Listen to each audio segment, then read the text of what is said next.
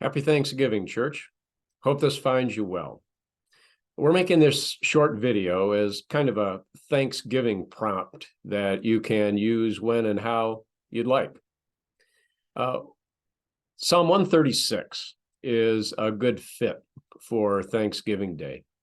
To get us ready for it, let's think about how when you want to know something, you ask why. For example, gum sticks to your hair, but not to your teeth. Why? Well, your teeth have some moisture on them, so it doesn't stick.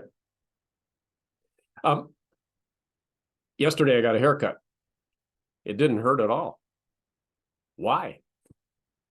Because your hair has no nerves. It's dead. That's why.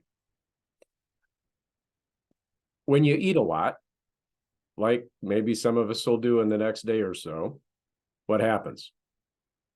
You get sleepy. Why? Well, because your full stomach has a lot of food to process, so extra blood goes there away from your brain, and you get sleepy. Psalm 136 calls us to give thanks to the Lord. Give thanks to the Lord. Well, why? The psalm answers the question. 26 verses, I'm not going to read them all, but I'm just going to refer to three sections in the psalm. The first section, verses 4 to 9, call us to thank God. Why? Well, because of God's gifts in creation. Talks about God creating the heavens and the earth, and which includes everything in them, right? So you can think about things in that category, like warm clothes and good food and work and family and friends. So maybe you want to just pause the video for a moment and either think or talk about reasons to thank God for his gifts in those categories, in that area of creation. Verses 10 through 15 call us to thank God. Why? For his gifts of redemption, of freedom. God's Old Testament people, it talks about God setting them free from slavery in Egypt with a mighty hand. And we know what God has done for us in Jesus. He set us free from guilt and from selfishness and from fear. I mean, we struggle with those things, but we have hope through him. We can get better.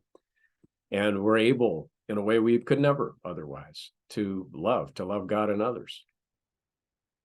We can thank God for those things.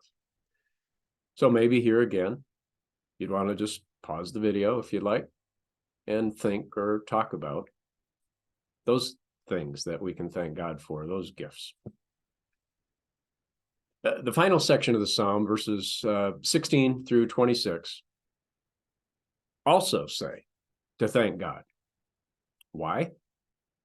Well, for his gift of an inheritance. That word comes through twice in those verses. And for God's Old Testament people, that was the gift of life in the promised land. And for us, this side of Jesus, well, that word comes up quite a bit. But one place is in 1 Peter 1, where it says, God's given us an inheritance that will last forever, that will never perish, spoil, or fade. So maybe that's something we can be especially thankful for today. Maybe for some of us, there's this year, there's some sadness. But we know that one day, God will wipe away all our tears forever.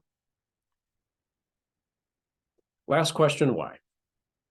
Why does God give us so much? And Psalm 136 gives a refrain. 26 times, it repeats. His love endures forever. Or as the Message puts it, God's love never quits. God's love never quits. Want to say that with me? God's love never quits. God's love never quits. Happy Thanksgiving.